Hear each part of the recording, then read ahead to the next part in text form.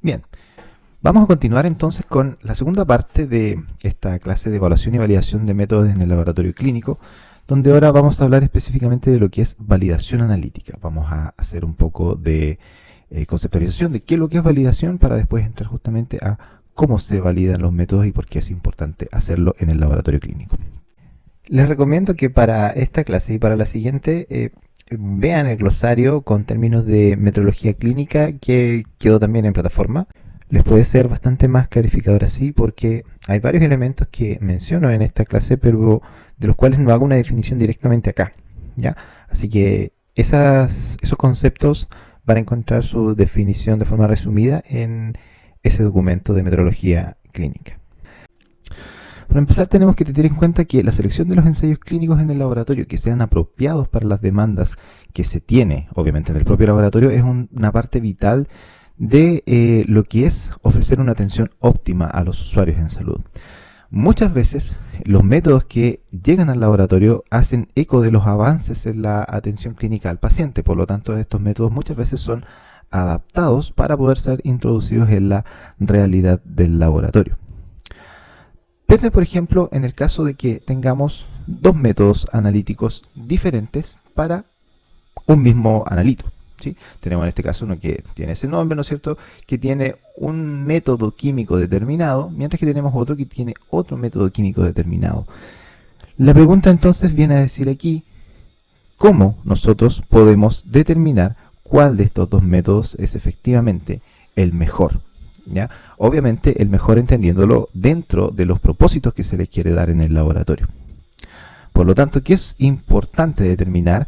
Primero, características de la aplicabilidad de la técnica, o sea, de la aplicación del método, diferentes elementos de cómo finalmente el método se va a aplicar. Características obviamente de la metodología, del propio método, y características de cómo este método se desempeña en base a diferentes parámetros. Un escenario bastante común es, por ejemplo, cuando se está introduciendo un método que reemplaza a un método más antiguo, ¿ya? Este es un caso que, sobre todo en el laboratorio clínico, que refleja el avance de la tecnología, puede llegar a ser bastante frecuente en algunos casos. En esas situaciones se debe considerar si el ensayo candidato tiene parámetros que sean suficientes para el propósito que se le va a dar. Por ejemplo, si es suficientemente preciso, exacto, cómo se comporta cuando existen interferentes en la muestra y, sobre todo, si proporciona resultados que sean clínicamente útiles, que sean clínicamente válidos. Después de todo, eso es lo que se busca con cualquier test en el laboratorio. Para introducir un método nuevo hay una serie de procesos que obviamente nacen de establecer cuál es la necesidad que tiene ese laboratorio con respecto a ese test, ¿sí? Una vez que esa necesidad está bien determinada, bien establecida, lo segundo es la definición de un objetivo de calidad, ¿ya? La calidad, si bien siempre se opta por tener los parámetros de calidad más altos, es un elemento variable en base a qué yo puedo ofrecer. Tiene que ver mucho también con lo que es costo-beneficio, ¿sí? Una vez que se define ese objetivo de calidad, se selecciona y se desarrolla ese método, posteriormente se realizan los análisis rutinarios con su posterior interpretación y hay que también determinar la validez, o sea, la validación del propio método. Asociado a esto, prácticas de control de calidad establecidas, así como elementos de reporte de resultados. Una vez que estos resultados están disponibles, en algunos casos puede que nuevamente surja otra necesidad. Por eso es que muchas veces este elemento es un ciclo de pasos que se llevan a cabo para poder introducir un método nuevo en el laboratorio. Ahora, ¿qué es lo que es validación? Finalmente, validación va a ser un proceso sistemático de evaluación sistemática para demostrar que un método cumple con determinados requisitos que se condicen con el uso que se le va a dar, ¿sí? Cuando se realiza una validación por parte del laboratorio, lo que se busca es determinar el fundamento estadístico que este método o con el cual este método respalda el hecho de que es adecuado para los fines que está previsto. El proceso de validación, por lo tanto, es un elemento primordial dentro de lo que es la confiabilidad de los resultados. Es así como finalmente el proceso de validación es una parte importante para poder entregar resultados que sean de calidad, que sean confiables. Ahora, ¿cuándo es necesario validar? En varias situaciones, como por ejemplo, cuando se está desarrollando una técnica nueva, antes de incorporar una nueva técnica a la rutina del laboratorio, ¿sí?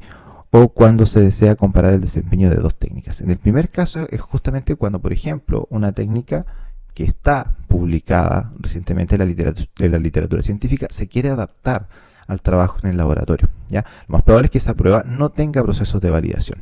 Es necesario decir también que generalmente muchos de los fabricantes que hoy en día venden reactivos de diferente índole, independiente del área en la que estos se vayan a utilizar dentro del laboratorio clínico, ofrecen resultados de procesos de validación que ellos mismos realizan, ¿sí? Si bien son validaciones bastante extensas y bastante completas, muchas veces también es necesario comprobar algunos de esos elementos de la validación en el propio laboratorio, ¿ya?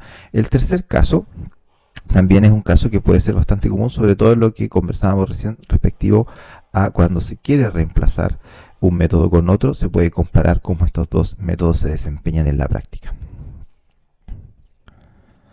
Ahora, dentro de lo que es la validación, aquí hay un cambio de conceptos. Se le denomina hoy en día validación metodológica a el proceso de validación de métodos en donde hay tres ejes fundamentales. El primero es la validación analítica. El segundo se le llamaba hasta hace un momento atrás, un tiempo atrás, validación estadística, y está también la validación clínica. ¿Por qué digo que hasta hace un tiempo atrás? Porque hoy en día la validación estadística es un concepto que ha dejado de usarse y se engloba dentro de lo que es la validación analítica. Ya, por lo tanto, los parámetros que veremos también dentro de lo que antiguamente se llamaba validación estadística van a estar incorporados dentro de este gran concepto llamado validación analítica, ¿sí? ¿A qué se refiere justamente? Es cómo el análisis, la técnica finalmente, se desempeña en condiciones lo más parecidas a la rutina, ¿ya? O sea, cómo se desempeña en el trabajo diario finalmente, ¿ya? Porque antes se le llamaba validación estadística, porque la validación de los parámetros que están aquí, que son principalmente la exactitud, la precisión y también por ende la veracidad, porque tienen que ver muchas veces cómo el método funciona en condiciones ideales. ¿Y cuáles son esas condiciones ideales? Las que se establecen finalmente en la validación analítica, ¿ya? Pero hoy en día, como les digo, eso se engloba dentro de un solo gran concepto, como vamos a ver más adelante. La validación clínica tiene que ver ya una vez que el método sabemos cómo funciona, tanto en su metodología química, física o biológica, ¿ya? O sea, en el método en sí, es importante saber si realmente se desempeña bien al momento de determinar lo que es importante en la clínica, o sea, discriminar individuos sanos de individuos que no están sanos o que tienen una cierta condición. Por lo tanto, en algunos casos se puede dar que hay métodos que pasan bastante bien la validación analítica, pero no logran pasar la validación clínica. Eso quiere decir que es un método que finalmente no tiene un valor al momento de determinar lo que se quiere determinar finalmente, o sea, el estado de salud de una persona. Ahora, ¿qué dice la literatura con respecto a qué es validación? ¿Qué es validar y qué es validación? ¿Ya? Validación se define según las normas ISO como la confirmación mediante el examen y la obtención de evidencias objetivas que aseguran el cumplimiento de una serie de requerimientos particularmente definidos para aplicaciones concretas. En el fondo lo que quiere decir es la obtención de evidencia en base a cómo mi método está funcionando, ¿sí? Independiente del método que se quiera revisar. Lo ideal es que sea tan exhaustiva como sea necesario para responder las necesidades de la técnica en sí, ¿ya? Y puede incluir incluso procedimientos de base preanalítica como el muestreo y transporte de muestras. Por lo tanto, ¿qué métodos deben validarse? En primera instancia, deben validarse todos los que sean los métodos no normalizados. ¿Qué es un método no normalizado? Son métodos que generalmente son desarrollados por el laboratorio propiamente tal, o sea, por el propio laboratorio, o métodos nuevos. Por ejemplo, como les decía, métodos que han sido publicados en una revista científica, o métodos que se han usado durante un tiempo en el laboratorio, pero que no hayan sido normalizados. A todo eso corresponden los métodos normalizados. Además de los métodos no normalizados, deben validarse todos los métodos normalizados a los que se les haya realizado alguna modificación significativa dentro de la rutina del trabajo diario, ¿ya? Ahora, ¿qué pasa en el caso de métodos no normalizados que son empleados tradicionalmente por el laboratorio? ¿Ya? En ese caso, lo que se recomienda es realizar una validación retrospectiva. ¿Qué quiere decir esto? Que en base a los datos experimentales que tiene el laboratorio de esta técnica, recopilar la mayor cantidad de esos datos históricos disponibles para poder realizar después un proceso de ordenamiento y selección de estos datos, y con esto poder establecer criterios de validación, ¿ya? ¿Cuáles pueden ser esos datos? Curvas de calibración, resultados de ensayos, cartas control, etcétera, ¿ya? Datos que estén disponibles en el laboratorio. Con esto se determinan los parámetros de validación y se evalúan si los resultados obtenidos para los fines de la validación son aceptables o no. En el caso de que existan métodos nuevos, de los cuales obviamente al introducirse en el laboratorio no hay datos asociados a la validación, o métodos antiguos que en esta recopilación de datos no han arrojado datos suficientes para poder establecer parámetros de validación, se debe realizar una validación prospectiva. Eso quiere decir, aquí no se utilizan datos que ya estén disponibles en el laboratorio, sino que se debe disponer de un plan de trabajo con una serie de ensayos para poder determinar finalmente los diferentes parámetros asociados a la validación, ¿ya? En el caso de métodos que ya estén normalizados, métodos normalizados que están usados fuera de lo que es su alcance propuesto, por ejemplo, cuando se quiere utilizar un método diseñado para suero en orina, por ejemplo, ya se quiere cambiar el tipo de muestra, cuando se realizan ampliaciones y o modificaciones menores de métodos normalizados, y cuando existen métodos previamente validados que hayan sufrido alguna alteración significativa en su proceso, se puede validar de nuevo, pero lo que se recomienda es hacer una validación menor, también llamada verificación. En estos casos se pueden elegir ciertos parámetros de la validación y en el fondo lo que se hacen es se replican, se verifican justamente en el laboratorio, y el objetivo finalmente de esto es comprobar si el laboratorio domina el método de ensayo normalizado y lo utiliza de forma correcta. Uno de los casos más comúnmente donde se realiza validación es justamente este, cuando aquí lo que tenemos es la comparación, fíjense, de desempeño en general de varias variables de dos métodos diferentes, ¿sí? Es uno de los casos que cuando se busca demostrar, por ejemplo, que un método es equivalente a otro, se podría realizar justamente esto a través de un proceso de validación analítica.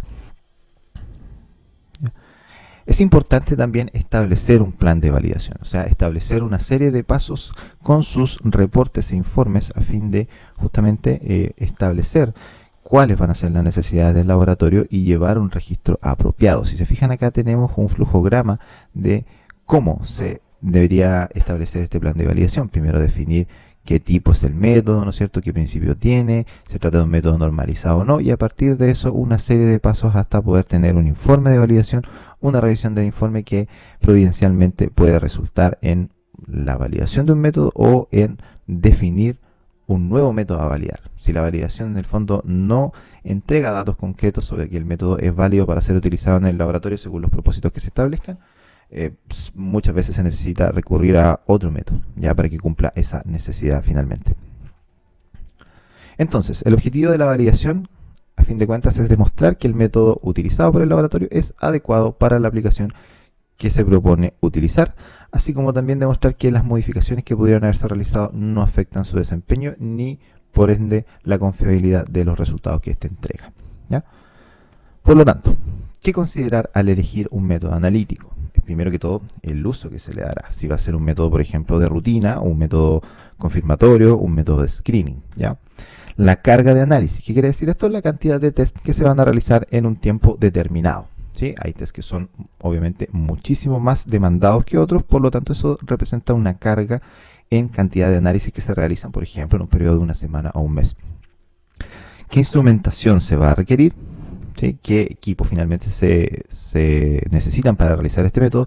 El desempeño analítico, o sea, elementos como qué tan sensible, específico, exacto o preciso es este método.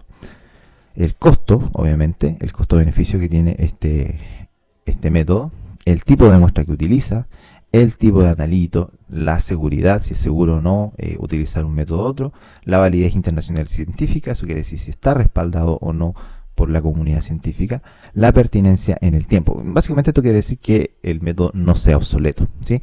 El espacio y ambiente en el cual se va a desarrollar este método es un método que necesita quizás de un espacio o de dos espacios. Me explico, por ejemplo, un método que necesita un pretratamiento de muestra que involucre, por ejemplo, no lo sé, una dilución previa con una centrifugación, probablemente va a requerir dos ambientes, el espacio del análisis, donde está el analizador, el espectrofotómetro o el autoanalizador, más el espacio donde están los elementos de dilución, más la centrífuga o cualquiera de los otros elementos que se necesiten. Por lo tanto, también esto se debe considerar. Finalmente, la seguridad ocupacional, o sea, en términos de bioseguridad y también de seguridad, que no tiene que ver siempre con lo que es elementos biológicos, qué tan seguro es este método.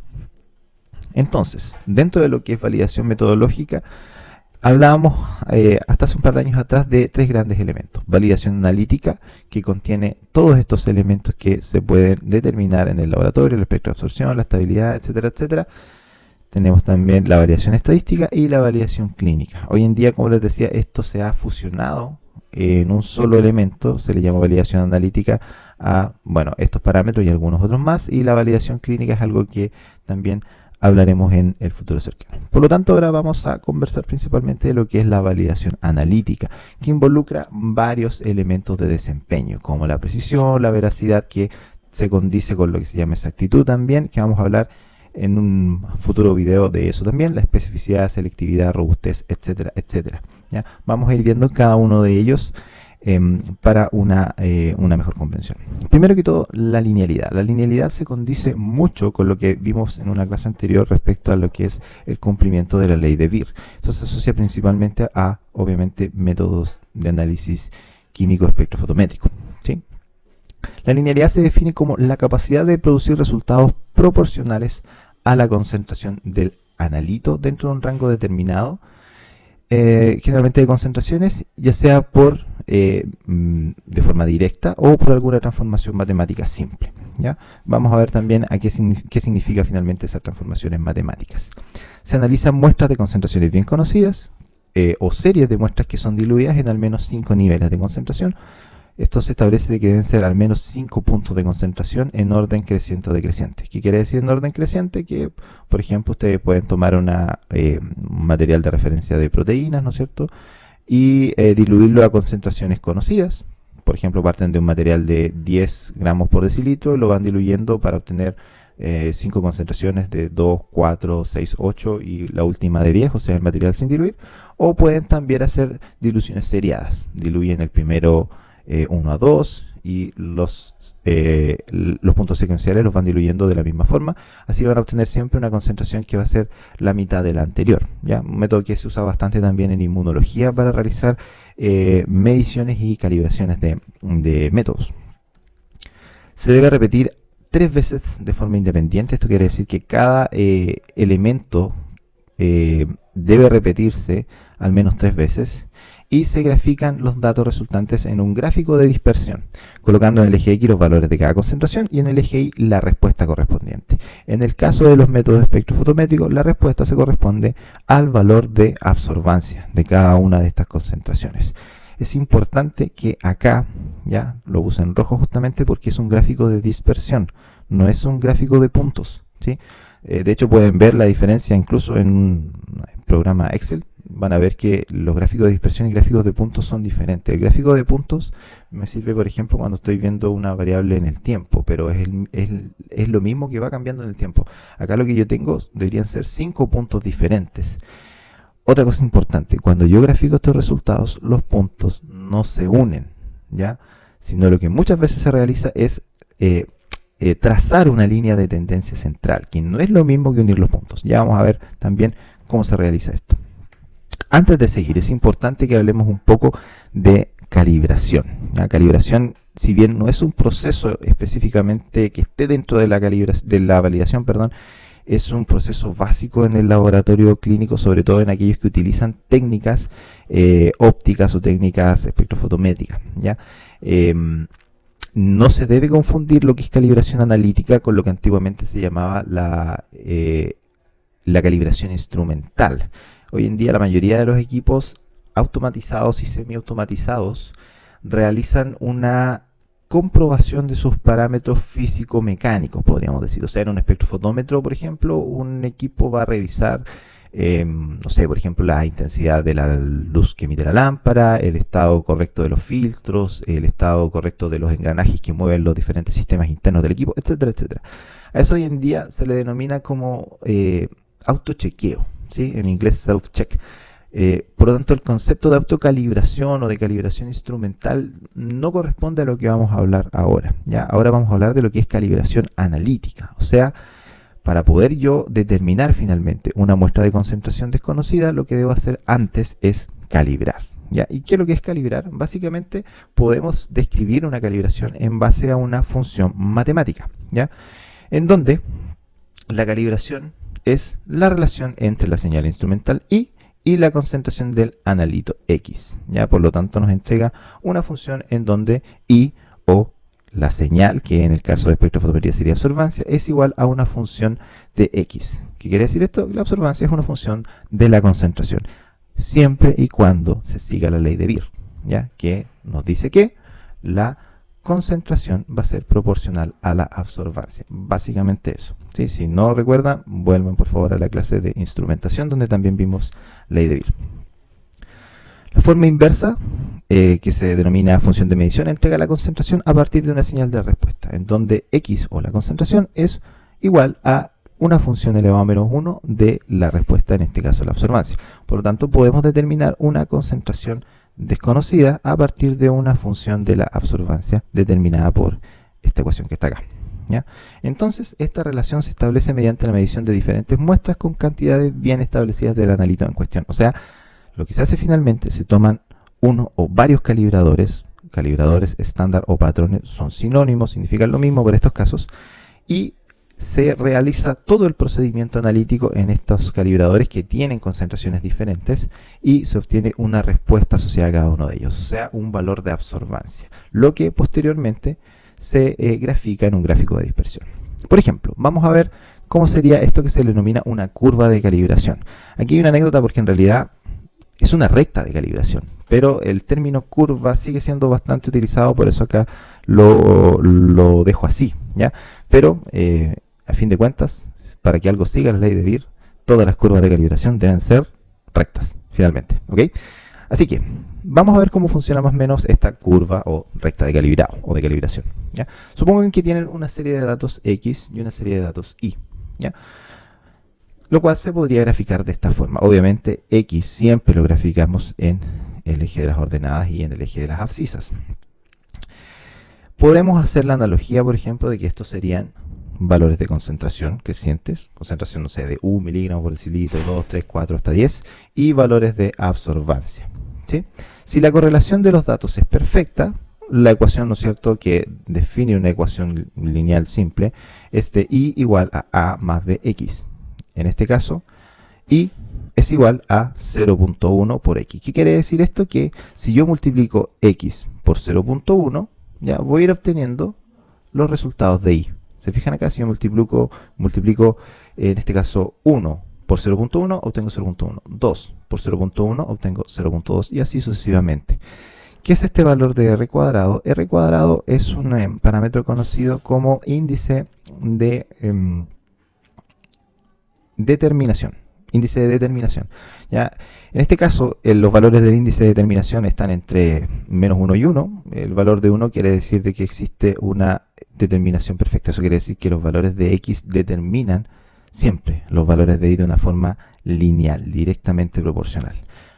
¿Cuál es el problema de esto? Que en la práctica las correlaciones generalmente no son perfectas, ¿ya? Y aquí ya entramos con un dato un poquito más duro de lo que es concentraciones y absorbancia. Esto puede ser un método cualquiera, el que ustedes quieran, por ejemplo, un método para medir glucosa, donde se tienen estas concentraciones y se tienen estos niveles de absorbancia, ¿sí? En este caso, si graficamos todos estos puntos en esta curva de calibración, tendríamos esta ecuación. Se fijan que cambia un poquito lo que es la ecuación, ¿no es cierto? Ahora tenemos que la función de Y es igual a 0.036 más 0.0.1 por X, ¿ya? Y la correlación ahora ya no es 1, se acerca a 1, pero ya no es una correlación perfecta. ¿Qué quiere decir esto en el fondo? Que el valor de... Vamos para atrás de nuevo. Quiere decir esto de que el valor de la absorbancia está dado por la pendiente, que en este caso está expresada por la letra A, y la pendiente tiene que ver con el grado de inclinación de esta recta con respecto al eje X. Ese valor multiplicado por el valor de X, que es la concentración, más el intersecto en la línea 0. perdón, el intersecto de la línea en el 0. ¿Sí? Fíjese que acá está simplemente tomado desde 20 hasta 500. ¿Ya? Uno puede prolongar teóricamente esta línea hasta el 0 y eso es lo que se conoce como el intersecto. Ahora, ¿cómo calcularíamos una concentración en base a esta curva de calibración? Tenemos, ¿no es cierto?, nuestra ecuación en donde y es igual a A más BX. Simplemente lo que hacemos es, en vez de despejar Y, despejar X. ¿Cómo lo hacemos? Invertimos la ecuación para que nos quede de esta forma, donde X va a ser la concentración de la muestra y la absorbancia de una muestra determinada, B la pendiente de la recta y A el residual o intersecto. ¿Sí? Por lo tanto, en este caso, lo que podemos obtener aquí es la concentración de una muestra desconocida, ¿ya?, a partir de un valor de absorbancia, pero siempre y cuando esto esté previamente calibrado. Finalmente, calibración lo que significa es hacer una relación entre algo que se conoce y lo que no se conoce. ¿Qué es lo que conocemos? Los valores de concentración de los diferentes patrones, de las diferentes soluciones de estándares, ¿no es cierto? A cada una de esas medimos una absorbancia, medimos una señal y sabemos más o menos cuánto es el rango donde esos valores se mueven, ¿no es cierto? Por lo tanto, si imagínense yo quiero medir una muestra aquí y tengo que el valor de absorbancia va a ser, no sé, 0.3, ¿ya? Lo que podría yo hacer de una forma manual es hacer la interpolación, ¿ya?, y establecer cuánto es la concentración o utilizar la ecuación despejada de la recta para X. Volvemos entonces a lo que es el parámetro de validación llamado linealidad, ¿ya? La linealidad, entonces, lo que se hace finalmente es hacer una curva de calibración con diferentes valores. La diferencia entre lo que se hace para establecer la linealidad y establecer la calibración, la linealidad básicamente es un procedimiento previo, ¿ya? Y aquí yo voy a colocar concentraciones que estén por sobre los valores de referencia, por debajo los valores de referencia, y lo que quiero ver es justamente cuál es el comportamiento o cuál es la porción de esa curva de calibración con respecto a las concentraciones donde ese método es lineal. ¿Qué significa finalmente que sea lineal? Que en estas concentraciones es donde la ley de Beer se cumple, ¿ya? Por debajo de ese valor o por encima de ese valor se pierde esa relación entre absorbancia y concentración y por lo tanto el método no es válido, ¿ya? Por lo tanto, si hacemos la diferencia entre las curvas de calibración que se utilizan para linealidad y para calibración, las curvas de linealidad tienen más concentraciones hacia arriba, ¿ya? Y idealmente también más concentraciones hacia abajo, o sea, de menor valor finalmente, ¿ya? Y cuando ya se establece cuáles son los parámetros en donde existe linealidad, donde existe esa correlación establecida por la ley de Beer, yo utilizo esos puntos, no más que eso y no menos que eso, para calibrar, ¿ya? De hecho, puedo utilizar, cuando un método es bastante lineal, puedo utilizar un punto, ¿ya? O puedo utilizar 2 puntos, ¿ya? Pero nunca por encima de lo que se ha establecido como ese valor, último valor que sigue la ley de Beer. Además de eso, podemos establecer también la pendiente que nos ayuda en un parámetro que vamos a ver en futuro y que es importante también de evaluar dentro de lo que es el proceso de validación. Entonces, ¿cuáles son los estimadores de regresión lineal del gráfico de la curva de calibración? Son principalmente 3, ¿ya? Primero que todo, aquí tenemos la ecuación, la pendiente M, que en este caso corresponde a el intercepto con el eje, o sea, donde finalmente se intersecta el eje Y con el eje X, y el coeficiente de correlación R, ¿ya? El coeficiente de correlación no lo debemos confundir con el coeficiente de determinación, ya matemáticamente no son lo mismo. El coeficiente de correlación se expresa como R minúscula, el coeficiente de determinación se expresa como una R mayúscula al cuadrado, ¿ya? ¿Y a qué corresponde justamente? El coeficiente de determinación corresponde al coeficiente de correlación al cuadrado, ¿ya? Ahora, no se compliquen mucho con esto porque en las cuando la regresión lineal es justamente lineal, ¿ya? El coeficiente de correlación y el coeficiente de determinación van a tender a ser iguales, ya, idénticos. Y si tienen diferencias, son diferencias bastante despreciables. Por lo tanto, en este caso, podemos usarlos, solamente en este caso, podemos usarlos casi de forma indistinta, ¿ya?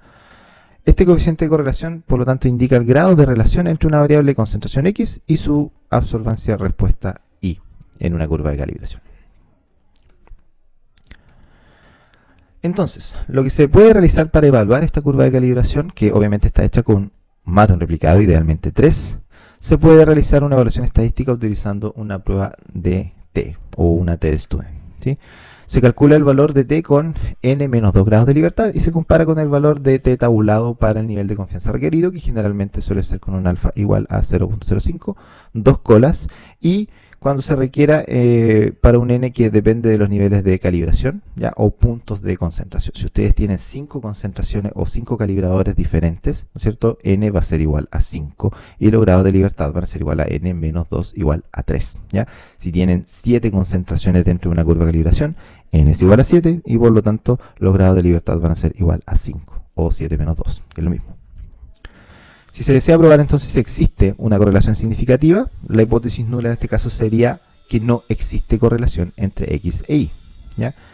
Y si el valor observado de la T que se calcula con el método que yo estoy haciendo, o sea, la T que yo obtengo, con la T que es la T tabulada, que aquí también se puede denominar T crítica, ¿ya? Se rechaza la hipótesis nula y por lo tanto se establece que existe una correlación lineal significativa en base a la probabilidad que se calculó. ¿Cómo lo hacemos? ¿Ya? Para establecer un valor de T, ¿no es cierto? La prueba de T-Student se corresponde a esta fórmula donde T va a ser, o TR en este caso, el valor del estimador de la T-Student obtenido para el coeficiente de correlación, o sea, la T que se ha calculado en nuestro análisis.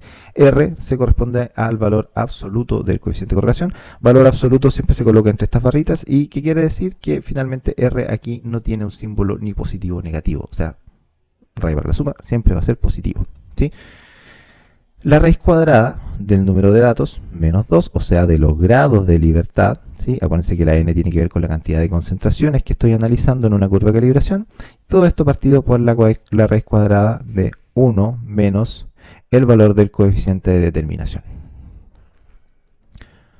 Vamos a ver un ejemplo concreto. Aquí tenemos, fíjense, una tabla, ¿ya? Donde puede ser, por ejemplo, para método de Biuret para determinar proteínas, donde se tienen 5 niveles de concentraciones, ya, que van desde el 2 hasta el 10, con diferencia de 2 gramos por decilitro. Aquí puede ser miligramo, bueno, si fuera Biuret serían gramos, ya, pero es irrelevante en este ejemplo.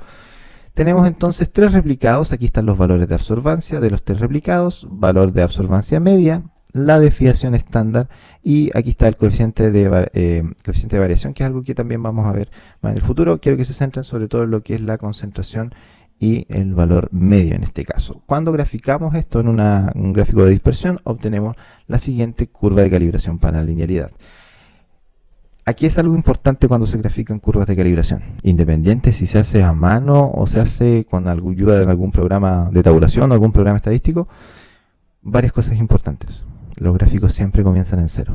Los gráficos no se cortan en este caso, ¿ya? Porque nosotros necesitamos muchas veces también saber el intercepto, cuando finalmente esta línea de tendencia choca con el eje X, ¿ya? En qué punto alcanza el I0 igual a X.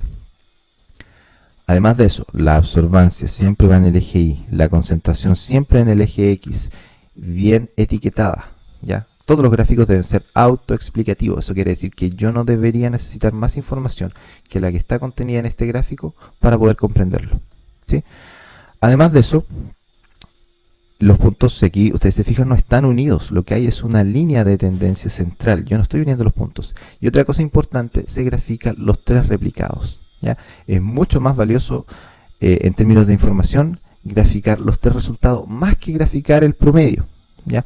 Ahora, en programas estadísticos ustedes pueden graficar todo, o sea, los replicados más el promedio y no va a pasar nada. Y otra cosa importante, cuando se está graficando, el espacio que hay entre un punto y otro debe ser equidistante. Supongan que yo aquí tengo, en vez de una concentración de 2, una concentración de 3, ¿ya? Yo no la puedo colocar aquí, tengo que colocarla donde corresponda el 3 en esta escala, ¿ya? Si yo hago una escala de 3 en 3, tiene que ser de 3 en 3, si es de 5 en 5, de 5 en 5, y así sucesivamente. Pero no puedo, por ejemplo, aquí colocar 2 unidades, después 5, después 1, después 2 de nuevo, ¿sí? Tienen que tener una coherencia las curvas de calibración. Ya, volviendo al tema entonces. Hacemos el cálculo de la T, ya de nuestra T calculada. Reemplazamos, ¿no es cierto?, nuestros datos. Tenemos aquí que el número de concentraciones va a ser 5. El coeficiente de correlación para esta curva es 0.9995. Si elevamos eso al cuadrado nos da 0,9991. Ya, por lo tanto, el valor de r cuadrado lo colocamos ahí. Reemplazamos, despejamos la ecuación y obtenemos que el t calculado es igual a 57.71. ¿Ya? ¿Qué hacemos después? En este caso, vamos a una tabla donde estén los valores de tstudent para dos colas con un alfa de 0.05. ¿Ya? Revisamos, vamos a ver, en este caso dice 0.025 porque como tiene dos colas, 0.025 a un lado, 0.025 al otro, hace 0.05. Ya, si fuera una cola sería directo al 0.05. Vemos que en este caso, para 3 grados de libertad con un 95, con los datos obtenidos de la curva de calibración realizada previamente para el estudio de linealidad, se pueden obtener dos datos principalmente. Primero, el rango de linealidad, que equivale al intervalo entre las concentraciones más bajas y más altas del analito, determinadas por la técnica que se está validando, para los cuales se cumple la ley de Beer, siendo también el límite de dilución la concentración más alta que cumple la ley de Beer. En este gráfico, por ejemplo, imagínense que tengo estas 6 concentraciones, partiendo desde 2 a 12 miligramos por decilitro, y se establece que la relación de linealidad se cumple hasta el punto de 10 miligramos por decilitro en este caso. Por lo tanto, que se podría establecer acá, si es que se empieza desde 0, que el rango de linealidad va de 0 a 10 miligramos por decilitro, en este caso son miligramos por lo que está acá, ¿ya? Y que el límite de dilución corresponde a 10. ¿Sí? Había perdido el puntero, pero está acá. Repito entonces, el rango de linealidad de 0 a 10, límite de dilución 10, la última concentración que sigue la ley de Beer. Bueno, todo esto que vimos es cuando se cumple la ley de Beer, ¿no es cierto? Cuando finalmente las curvas son rectas. Pero ¿qué pasa cuando la curva efectivamente es curva? ¿Ya? Yo en estos casos puedo obtener diferentes tipos de respuestas. Por ejemplo, este tipo de gráfico o este tipo de gráfico. Esto se puede ver bastante en técnicas asociadas a inmunoensayo de tipo ELISA, que se utilizan bastante en el laboratorio de inmunología. ¿Ya? En este caso, el primer caso se corresponde a una función de tipo logarítmica, ¿ya? Y en el segundo caso una función de tipo exponencial, ¿ya? Por lo tanto, ¿qué es lo que se podría hacer? En estos casos no se desecha inmediatamente el método y se dice, no, el método no es lineal, ¿ya? Primero se evalúa si efectivamente se asocia a alguno de estos modelos de regresión, ya sea logarítmico, exponencial o con otros operadores simples, ¿ya? Fíjense en este caso, tenemos una curva de calibración donde tiene estas concentraciones y dos replicados que están aquí expresados con la letra I, ¿ya? Y puede ser una respuesta de absorbancia. Este puede ser un método, por ejemplo, para medir inmunoglobulina G por técnica de ELISA, ¿ya? Al graficar obtenemos este gráfico, ¿ya? Tenemos aquí los dos valores, ¿no es cierto?, con sus barras de error y el valor medio en este caso, ¿sí? Lo que podemos hacer, fíjense, es transformar. Teníamos los datos aquí de X, Y, ¿ya? Para las dos mediciones, transformarlos y en vez de utilizar esos dos datos, sacarle el logaritmo a cada uno de los datos, ya sea de concentración o de las absorbancias de los replicados. Y cuando graficamos eso, obtenemos que finalmente las curvas, fíjense, tienden a rectificarse, ¿ya? Esto es un caso de lo que se denomina una transformación lineal. Se utiliza un operador matemático sencillo, como en este caso el logaritmo, para verificar efectivamente si este método sigue o no sigue la ley de Beer. Y este método efectivamente sigue la ley de Beer, pero de una forma logarítmica, ¿ya? ¿Qué quiere decir eso entonces? Que el método es proporcionalmente logarítmico. Yo puedo realizar esto sin ningún problema. Después, al momento de yo querer analizar una muestra, lo que tengo que hacer sí es obtener el logaritmo de la concentración que obtuve o del valor de absorbancia que obtuve con esa muestra, lo interpolo o establezco la ecuación determinada, ¿no es cierto?, para este caso, y con eso voy a obtener un valor de el logaritmo de la concentración. Y una vez que yo tengo ese dato, aplico una exponencial, ¿no es cierto?, la fórmula inversa al logaritmo, y con eso obtengo la concentración final que puede ser reportada. Si se fijan en este caso, para esta gráfica, los valores de ambos replicados mejoraron bastante. O sea, el R cuadrado, en este caso está en base 100, se ajusta bastante o se acerca bastante a 100 o a 1, que es lo que se busca en estos casos, ¿ya? Ahora, ¿podría ser mejor? Sí, efectivamente podría ser mejor, pero para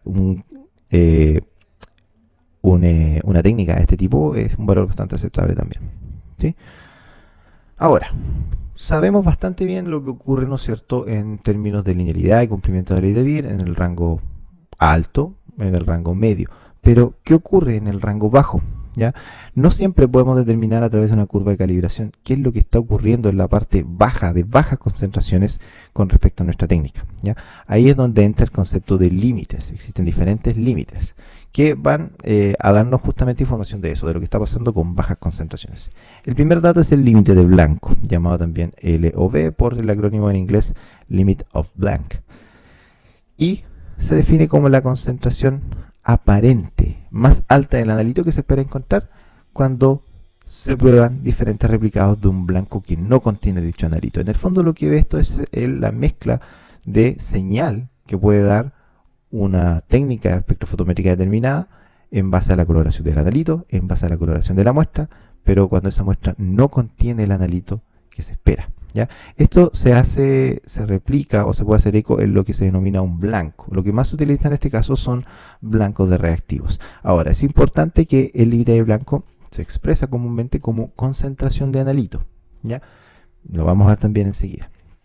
Tenemos entonces que para poder calcular el límite de blanco, lo que se determina ya son una serie de blancos de reactivos donde se establece que el mínimo son 6. Idealmente 10 replicados de un mismo blanco reactivo, pero si se pueden realizar más, lo ideal es realizar más. Con esos datos del blanco de reactivo, de la absorbancia de ese blanco reactivo, se obtiene una media, ¿ya? Y se obtiene una desviación estándar, que en este caso está denominada por la letra S minúscula. Una vez que tenemos esos datos, a la media de los valores de ese blanco de reactivo le sumamos el valor de 1.645 por la desviación estándar de esa serie de datos de blanco de reactivo. ¿Ya? Un ejemplo, supongamos que tenemos 10 replicados para un blanco de reactivo de Biuret, ¿sí? Que se obtienen, se leen en algún equipo espectrofotométrico y se obtienen estos valores de absorbancia. Por lo tanto, obtenemos la media, en este caso corresponde a ese valor, la desviación estándar corresponde a ese valor. ¿Ya? Reemplazamos en la ecuación, despejamos finalmente y obtenemos que en este caso el límite de blanco para esta técnica determinada corresponde a 0.082 gramos por decilitro. ¿Por qué gramos por decilitro? Porque es el rango en el cual se utiliza finalmente el reactivo de Biuret para medir proteínas totales. ¿Ya? Pero debe ser una expresión de la concentración. Un 95% de confianza, ¿ya? El valor de la T tabulada es 3.182. Comparamos ahora nuestros datos, ¿ya? El T crítico, en este caso 3.182. Nuestro valor de T calculado, que es 57.71 y que es mayor, ¿ya?, al valor de la T tabulada. Por lo tanto, se rechaza la hipótesis nula y se establece que existe una correlación significativa, ¿ya?, con la probabilidad calculada de estos datos. Esto ya lo habíamos visto, se recomiendan 6 lecturas, idealmente 10 o más para obtener estos datos. El límite de detección se corresponde a la cantidad más pequeña del analito en una muestra que puede ser ahora detectada por una única medición con un nivel de confianza determinado, pero no necesariamente cuantificada con un valor exacto. ¿Qué quiere decir esto? Que el equipo puede dar una señal de que está detectando una determinada concentración de, como vimos en el ejemplo anterior, por ejemplo, proteínas, ya en una muestra, pero no es capaz de cuantificarla con una certeza estadística determinada. Ya eso quiere decir que está sujeto también al ruido de fondo del equipo, el mismo azar, ¿no es cierto?, el choque de las moléculas, etcétera, etcétera. ¿Ya? Por lo tanto, no puede ser cuantificado, pero sí puede ser detectada.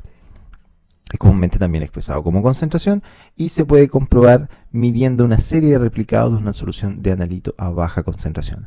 Hacemos algo muy similar a lo que hacíamos en el ejemplo anterior del límite de blanco, pero ahora cambiamos esas lecturas de blanco reactivo, que también se recomiendan que sean más de 6, idealmente 10 más, ¿ya? Pero lo cambiamos, en vez de ser un blanco reactivo, hacemos un análisis completo para una muestra de muy baja concentración, que puede ser preparada diluyendo, por ejemplo, un estándar, ¿ya?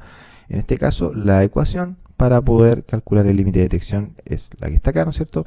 Utiliza el valor del límite de blanco más 1.645 por la desviación estándar de esa serie de datos. Por ejemplo, como lo tenemos acá. Fíjense, tenemos una serie de 10 replicados para una solución de proteínas de 0.5 gramos por decilitro. Aquí falta la línea, ¿ya? donde se obtuvieron estos resultados. La media, la desviación estándar están acá. El límite de blanco es el que obtuvimos en la parte anterior, ¿no es cierto?, en el ejercicio anterior. Con eso reemplazamos los datos, calculamos que para este caso el límite de dilución corresponde a 0.212 gramos por decilitro nuevamente. ¿Ya?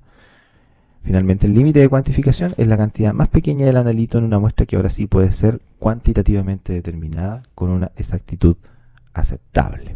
¿Ya? Aquí hablamos de la concentración más baja en que el analito no solamente puede ser detectado, sino que además puede ser cuantificado, siempre y cuando se cumplen requisitos predefinidos asociados a lo que es imprecisión y sesgo. ¿Ya?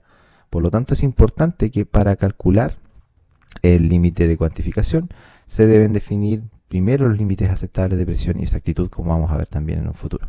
¿Sí? Se expresa como concentración de analito, ¿sí? Se puede aproximar a la relación entre la precisión de la medida analítica y la sensibilidad del método, y se puede calcular a partir de los datos del cálculo del límite de dilución y la pendiente de una curva de calibración. Obviamente se puede realizar en base a un estudio de linealidad. Una vez que está establecido este estudio de linealidad, se puede obtener una nueva gráfica donde se excluyen los datos que no siguen la ley de Beer. Con eso se obtiene una pendiente, ¿ya? Y con eso podemos calcular el límite de cuantificación en base a esta ecuación, ¿sí? Tenemos la misma curva que habíamos utilizado en el ejemplo de linealidad, ¿sí? Fíjense que aquí el valor de la pendiente va a estar dado por el valor del multiplicador de x, ¿ya? Que está acá, ¿sí? La desviación estándar del límite de dilución que habíamos obtenido en el punto anterior, es la que está aquí, ¿ya? Y simplemente resolvemos la ecuación y obtenemos que en este caso el límite de cuantificación, aquí está mal, aquí debería ser límite de cuantificación, aquí es una Q, por si acaso esto de LOD también es del anglicismo Limit of Quantification, equivale a 1.79 gramos por decilitro. Por lo tanto, ese es el punto mínimo en el cual el análisis con esta técnica puede cuantificar en una muestra problema, en una muestra que no tiene un valor determinado, o sea, en una muestra que no se sabe su concentración. La sensibilidad analítica se corresponde al cociente entre el cambio en la indicación de un sistema de medición y el cambio correspondiente en el valor de la cantidad objeto de la medición. En términos simples, se refiere a la respuesta obtenida por una determinada cantidad de analito y qué tan pronunciada es esa respuesta, ¿ya? En una regresión lineal, la sensibilidad se corresponde a la pendiente m de una curva de calibración.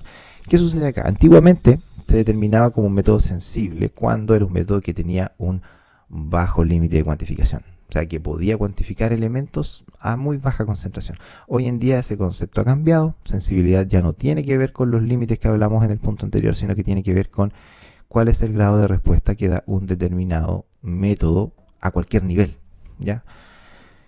Por ejemplo, fíjense en esta gráfica. Aquí tenemos tres métodos, ¿sí? Uno expresado en color naranjo, amarillo y verde, ¿ya? Que están dados para un mismo analito. En este caso, concentración puede ser de glucosa, ¿sí? Tenemos aquí en el eje X los datos de concentración, en el eje Y los datos de absorbancia. ¿Qué podemos determinar de acá? Si se fijan en el método 1, la pendiente es igual a 0.025 y al graficarla, el grado de inclinación que tiene con respecto al eje X es bastante pobre. ¿Qué quiere decir esto? Que a medida que yo aumento la concentración, la respuesta a absorbancia va a ser muy pequeña. El cambio de absorbancia entre un punto y otro va a ser muy pequeño, por lo tanto, discriminar entre dos muestras que tienen pequeñas cantidades va a ser muy complejo, ¿ya? Fíjense en esta otra, la que está en verde. Tenemos obviamente una pendiente que es mucho más alta. Ya esta es 0.015, esta era 0.025, ya está mucho más grande. Por lo tanto, yo al adicionar una pequeña concentración del analito que estoy midiendo, ¿cierto?, voy a obtener un gran cambio en esa respuesta, en esa absorbancia. Puedo decir, sí, es un método ultra sensible. Pero tenemos que tener en consideración otras cosas. Yo hice este gráfico con una segunda intención. Supongan que estos son valores de glucosa y esta es una curva de calibración de glucosa. En este caso tenemos que determinar los valores que más nos aparecen en la práctica clínica, ¿ya? O sea, los valores de referencia más valores altos y valores bajos. Fíjense acá que está determinado desde el número 30. Aquí dice 30 miligramos por decilitro hasta los 240 miligramos por decilitro, que son datos que podemos encontrar en una hiperglicemia de forma no común, pero sí bastante frecuente. cuando tenemos una persona con hiperglicemia. ¿Qué sucede? ¿Cuál es el problema entonces de esta técnica, de este método? Aquí el tema es más instrumental, ¿ya? Va a depender del rango de menor error fotométrico que tenga el instrumento, el espectrofotómetro. En la mayoría de los casos, cuando tenemos valores de absorbancia superiores a 2, ¿ya? Eso quiere decir que el valor de luz que se está transmitiendo es muy pequeño, por lo tanto tiende a aumentar el error asociado a desviaciones de la ley de Bit por condiciones instrumentales. Ya, la mayoría de los equipos hoy en día trabaja en torno a 2.5, 3 como límite de confiabilidad, ¿ya? Pero ¿qué es lo que pasa acá? Imagínense que vamos a trabajar con un valor máximo de 2 como aceptable de un valor de absorbancia para no caer en esta imprecisión. Fíjense, aquí valores de 150 miligramos por decilitro, que es un valor común en una persona con hiperglicemia leve incluso, ¿sí? Ya están fuera de ese rango de menor error fotométrico, ¿ya? Por lo tanto, esta técnica, si bien es muy sensible, no aplica para el equipo que nosotros tenemos. El tercer ejemplo ya cumple con los dos parámetros, es un método bastante sensible, ¿no es cierto? Tiene una pendiente aceptable y además de eso se puede trabajar con él en el rango, digamos, de concentraciones comúnmente obtenidas en el laboratorio, sin caer en ese rango de error fotométrico que tiene cada equipo. La especificidad o selectividad tiene que ver con el grado en que el método puede detectar inequívocamente el analito en presencia de varios componentes que pueden estar presentes en una muestra, o sea, de los otros componentes que van a estar en la matriz, ¿sí? Se refiere a la propiedad de un método de producir una señal medible debido solo a la presencia del analito libre de interferencias y de otros componentes en la matriz de la muestra, ¿sí? Además de eso, se puede estudiar agregando sustancias de naturaleza similar al analito y estudiando si producen resultados aumentados, ¿ya? Siempre y cuando no tengamos, obviamente, a mano el propio interferente, ¿ya? Los interferentes en general son difíciles de detectar porque no siempre vamos a tener eso, no siempre vamos a tener un elemento de naturaleza similar o el mismo elemento, o van a ser difíciles de adquirir. Por lo tanto, no es un ensayo que sea fácil. Además, no podemos en la práctica determinar cada uno del resto de los componentes que componen una matriz de una muestra sin el analito propiamente tal. Por lo tanto, puede llegar a ser complejo evaluar las interferencias. Aquí tenemos tres de las interferencias más comunes, ¿no es cierto? Tenemos, bueno, aquí no se nota muy bien, pero esta es una muestra que está en histérica, debería verse más amarilla, una muestra ebolizada, una muestra lipémica, ¿ya?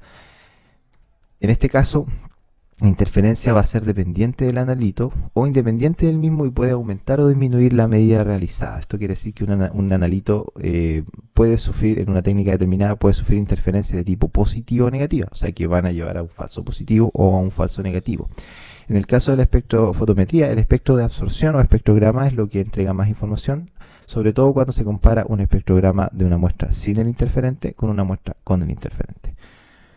Como han visto en el laboratorio, fíjense acá tenemos dos tipos de interferencia en un espectrograma, ¿ya? De hecho son tres tipos de interferencia. El espectrograma, como vieron en el laboratorio, les decía, pone en contraposición los valores de absorbancia de un determinado analito con un determinado método a través de todo el espectro de luz que puede ser visible más el ultravioleta cercano, o sea, los rangos de las longitudes de onda que están disponibles en los espectrofotómetros. Si fijan acá tenemos cómo es el espectro de absorción de tres tipos de interferentes comunes. Las muestras lipémicas generalmente tienen una interferencia que es prácticamente presente en todo el espectro de absorción. La bilirrubina tiende a absorber más, fíjense, en la zona UV cercana y el principio del rango visible, mientras que la hemólisis tiene este espectro donde tiene estos pics a 545 y a 585 nanómetros. ¿Cuál es el problema? Que la mayoría de las técnicas que miden, por ejemplo, parámetros sencillos como glucosa, lípidos, colesterol, están en este rango de longitudes de onda, ¿ya? Por lo tanto, en este caso tenemos una interferencia óptica. Si hay hemólisis en una muestra que esté midiendo, por ejemplo, glucosa, que mide 546 nanómetros en la mayoría de sus métodos, vamos a tener un efecto de adición, o sea que va a molestar ópticamente ese nivel de hemoglobina, va a aumentar finalmente el valor de absorbancia. Lo mismo con la lipemia y lo mismo con la bilirrubina. La interferencia también puede ser de tipo química, ¿ya? Esto es lo que ocurre con Por ejemplo, el ácido ascórbico. El ácido ascórbico es un interferente común para lo que se conoce como la reacción de Trinder. La reacción de Trinder se utiliza para medir no solo glucosa, pero varios analitos. Y la gracia de la reacción de Trinder es que tiene una reacción de oxidación de un cierto elemento, donde produce peróxido de hidrógeno, y después con una peroxidasa más un aceptor de oxígeno, ¿ya? Esto se oxida y pasa a tener un color coloreado, un color determinado, ¿sí? ¿Cuál es el problema? Que el ácido ascórbico se cree que en altas concentraciones, el ácido ascórbico es la vitamina C, en altas concentraciones tiende a oxidar la 4-aminofetanzona, generando una disminución de la disponibilidad de este y por lo tanto generando menores valores de absorbancia al momento de analizar, por ejemplo, en este caso, glucosa, ¿ya? Por lo tanto, tiende a ser un interferente de tipo negativo. Y aquí la interferencia es química, ¿ya? El ácido ascórbico no tiene una coloración apropiada o determinada como la tiene, no sé, la ictericia, que es de tipo verde amarillenta, o la hemólisis, que es rojiza, sino que no hay una interferencia óptica, sino que es una interferencia que se mete en la reacción química, que ayuda a determinar, en este caso, glucosa, o lo que sea que determine la reacción de Trinder, ¿ya? Como les decía, son difíciles de detectar.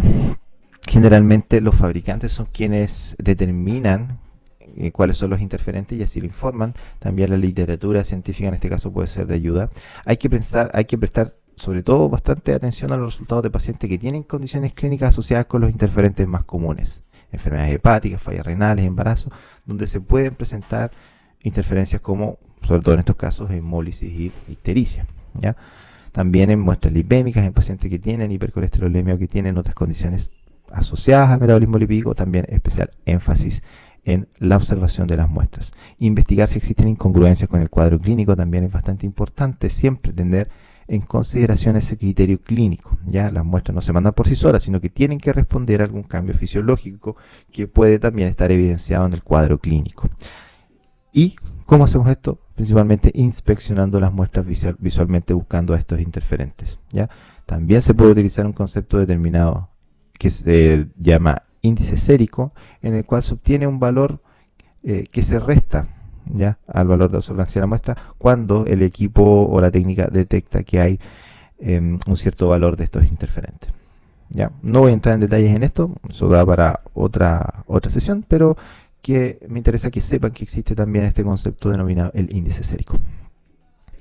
¿Cómo se pueden evaluar los interferentes? Puede ser a través de un test de dilución lineal. Al yo ir diluyendo la muestra, generalmente los interferentes no se comportan igual que el analito, por lo tanto yo cuando voy disminuyendo su concentración, su espectro de absorción va cambiando y por lo tanto también cambia su comportamiento frente a la luz. En esos casos yo no debería tener, por ejemplo, una relación lineal, ¿sí? Cuando voy diluyendo una muestra, puede que esa relación de linealidad se pierda por estas diluciones, justamente por efecto de que el analito que está causando esa señal falsa, finalmente, va disminuyendo de una forma que no entrega una señal proporcional. Se puede analizar una muestra por otro método. En algunos métodos puede comportarse de forma diferente el interferente. Se puede tratar la muestra para remover, destruir o inhibir el interferente, o se puede analizar muestras enriquecidas con el interferente, ya sea que llegue el interferente a una muestra determinada, a una muestra real que tiene el analito, y una segunda alícuota de la muestra original se diluye con un solvente, ambas se analizan y se determinan las diferencias entre ellos. Si existe diferencia, puede que hay una interferencia en base al analito o al interferente, mejor dicho, que agregamos en esa muestra enriquecida. Finalmente, en esta parte, la robustez. La robustez es una medida de la capacidad de un procedimiento de permanecer inalterado por pequeñas pero deliberadas variaciones en los parámetros del método, ¿ya? Y nos da información sobre cómo el método se comporta en la rutina diaria, ¿ya? Para proceder a realizar este estudio se deben identificar aquellos factores del método que posiblemente podrían afectar los resultados finales a través de este. ¿Cuáles pueden ser esos? Efectos de la congelación-descongelación de una muestra, los tiempos de incubación, temperaturas de incubación, etcétera, etcétera, conservación de la muestra. Y otros adicionales como el efecto que tienen los analistas, equipos diferentes, reactivos de diferentes marcas o lotes y el pH en el cual se produce la reacción también, ¿ya? Por lo tanto, el objetivo de la prueba de robustez finalmente es optimizar al método analítico desarrollado por el laboratorio o implementado por el laboratorio y describir bajo qué condiciones analíticas se pueden obtener resultados confiables, ¿sí? En general, un método de ensayo es más robusto cuando menos se vean afectados sus resultados frente a modificaciones en las condiciones de análisis. Ya, o sea, mientras menos se altere, más robusto va a ser. Para poder analizar la robustez, utilizamos un test denominado test de Uden y Steiner, en donde lo que se realiza es, se establecen comparaciones posibles entre diferentes elementos. En este caso, voy a tener, aquí son 7 variables, ¿ya? 7 variables y cada una de ellas las voy a establecer en un valor alto y bajo. Por ejemplo, voy a hacer dos temperaturas, una temperatura alta y una baja. Y voy colocando aquí que voy a analizar, por ejemplo, a, no sé, 25 grados y aquí a 15 grados. Todas las A mayúsculas son iguales, todas las A minúsculas son iguales. B puede ser el tiempo de incubación, por ejemplo, ¿ya? Entonces tengo, no sé, 0 minutos o 10 minutos y 0 minutos, ¿ya? Fíjense que acá tengo que ir cambiando para que cada una de estas columnas tenga al menos una modificación y que no se repitan finalmente. Por eso es que generalmente tengo que establecer 8 niveles, ¿sí? de variaciones, ¿ya? De este modo se puede establecer el efecto de cada variable, ¿sí? Para eso lo que realizo es la sustracción del valor más alto obtenido versus el valor menor para cada una de estas variables, desde la A en este caso hasta la G. ¿Sí? Una vez que tengo eso, puedo obtener el promedio de cada uno de los resultados de las variables. Aquí está dividido en 4 porque son 4 valores bajos, 4 valores altos, si se fijan, que aquí se van a expresar con estos datos, ¿ya? S, T, V, W, X, Y, Z. Se fijan acá en lo que está acá y esto se va a expresar como el valor alto, una A mayúscula. Todo lo que sea asociado a minúscula, ¿no es cierto?, va a estar aquí. Lo mismo para el resto de las variables, ¿sí? Con esto se calcula la desviación estándar de estos resultados. Posteriormente se calcula la diferencia entre los valores altos y bajos. O sea, se establece un delta, que es esto, A menos A, B menos B, y así sucesivamente hasta G mayúscula menos G minúscula. Y con esto se establece que para estos valores que se corresponden a cada uno de estos, ¿ya? Mayúscula menos minúscula, ese valor debe ser menor a la raíz cuadrada de 2 por la desviación estándar calculado en base a estos resultados. Para que quede más claro, veamos un ejemplo. Tenemos aquí 7 parámetros, ¿ya? Temperatura, el tipo de cubeta, el tiempo de agitación, tiempo de incubación, uso de vórtex, el volumen utilizado y la estabilización del equipo en horas. ¿Qué quiere decir eso? La estabilización del equipo, que el equipo se encendió una hora antes de usarlo o se encendió y se utilizó inmediatamente. O sea, 0 minutos o 0 horas de estabilización del equipo, ¿ya? Para la temperatura se utilizaron dos niveles, una temperatura de 22 grados, una temperatura de 15 grados. Por lo tanto, aquí coloco para el primer nivel la temperatura de más alta y la más baja. Cubeta. Fíjense que aquí ocupo la misma cubeta, pero para no repetir las columnas voy variando. Aquí coloco cubeta de plástico, cubeta de vidrio, cubeta de plástico, cubeta de vidrio. Así también con el tiempo de agitación. Se utilizaron 60 o 30 segundos. Ya, fíjense. Aquí también lo coloco de forma que no se me repitan las columnas. Lo mismo con el resto de las variables. Se hace toda la metódica, ¿ya? Y lo que obtengo, los resultados que obtengo, supongo que este es un método para medir urea, por ejemplo, ¿ya? Hice todas estas modificaciones en mi método enzimático para medir urea y obtuve estos resultados. Con estas variaciones, ¿ya? O sea, con una temperatura de 22 grados, cubeta de plástico, 60 segundos de agitación, 30 minutos de incubación, uso de vórtex, un volumen de 30 microlitros y con el equipo estabilizado, obtuve un valor de 20.1 miligramos por decilitro, ¿ya? Aquí, por el contrario, tengo que esta fue obtenida a 15 grados Celsius con cubeta de vidrio, con agitación de 30 segundos, incubación de 30 minutos, usando Vortex, con un volumen de 30 y sin estabilización. Y se tuvo ese valor, ¿ya? Así también se va a ver cada uno de los diferentes parámetros de esta matriz. Por lo tanto, ¿cómo realizo el cálculo para las variables A mayúscula y A minúscula? Primero obtengo los valores que son mayúsculos. ¿Qué quiere decir que son mayúsculos? Que son más altos, ¿sí? Los valores más altos. Tengo aquí el valor 20, 20.7, 22 y 21.3. Saco el promedio, divido por 4, me da 21,0. Para el valor minúscula, lo mismo, pero con los valores pequeños, ya los valores más pequeños. Para B, hago lo mismo, pero ahora tomo aquellos que tienen cubeta de plástico primero, ¿no es cierto? O sea, perdón, cubeta así de plástico y después los que son de cubeta de vidrio. Y así continúo hasta que llego al parámetro que está en la letra G, o sea, la estabilización del equipo en este caso. ¿sí? Siempre voy sacando el promedio de los parámetros que corresponde a cada una de esas variables. Obtengo la desviación estándar de los resultados de cada una de esas variables, ¿no es cierto? Que en este caso es 0.813, y puedo ir comparando, ahora sí, el valor alto y el valor bajo, su promedio, ¿no es cierto? El delta, eso quiere decir la resta de este menos este, ¿sí? Nos da ese valor, y eso lo voy a comparar con el resultado de 2 por la desviación estándar y la raíz cuadrada de eso. Cuando yo hago esto, multiplico 2 por 0.813, obtengo la raíz y este es el valor que obtengo. Por eso que es un único valor y no cambia, ¿ya?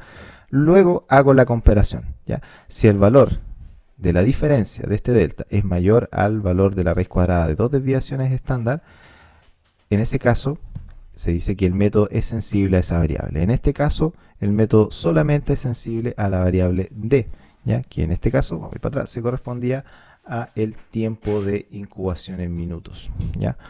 Por lo tanto, esa variable no debería modificarse, debería cuidarse lo más posible y ceñirse al valor nominal que está establecido por el método para dicha condición, ¿ya? Con esto terminamos este video. En el siguiente vamos a continuar con lo que es validación estadística, vamos a ver validación analítica, vamos a ver algunos elementos como lo que es la exactitud, precisión, entre otros que también son importantes al momento de validar un método. Nos vemos ahí.